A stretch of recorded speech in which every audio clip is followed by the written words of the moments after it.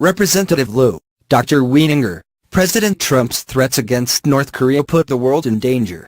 We're only a few days into the new year, and two contradictory developments have occurred with regard to North Korea. Jong Un indicated a willingness to meet with South Korea for the first time in nearly 3 years, and President Trump threatened the use of force once again. As North Korea demonstrates increasing potential to hit the U.S. mainland with nuclear weapons, this has been one of the main U.S. responses to threaten military force to coerce Kim's submission to the denuclearization agenda. But it is not the best course of action.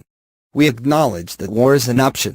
Yet both of us served on active duty together in the Air Force in Guam, and while our opinions are our own and do not reflect the official policy of the U.S. government, it is clear the U.S. has exactly zero good military options against North Korea. A war with North Korea would be incredibly painful, likely leading to the deaths of millions of Koreans, perhaps hundreds of thousands of Japanese citizens and hundreds of thousands of U.S. service members and civilians. No one wants war, and the hope is that the threat of violence will compel Kim to give up his weapons. But history casts that hope into serious doubt.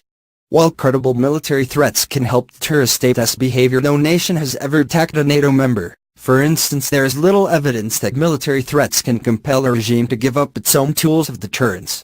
If anything, the case of Libya, wherein its authoritarian ruler gave up weapons of mass destruction in exchange for sanctions relief only to be ousted by NATO forces years later, likely strengthens Kim's resolve to solidify his nuclear deterrent.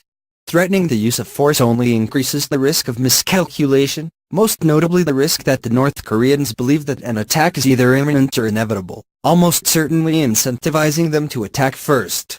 As they first stated to the U.S. negotiating team during the 1994 nuclear crisis, they learned a lesson from the U.S. treatment of Iraq, and they will not sit back and let the U.S. build up its forces.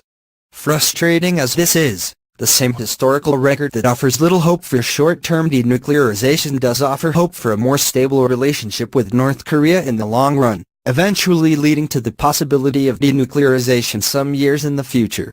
We have witnessed the nuclearization of dangerously hostile powers before. Joseph Stalin's Soviet Union is one example. But Mao Zedong's People's Republic of China is more instructive. Kim's North Korea and Mao's China share many characteristics. The PRC nuclearized in 1964, at a time when Mao's government faced a hostile international environment.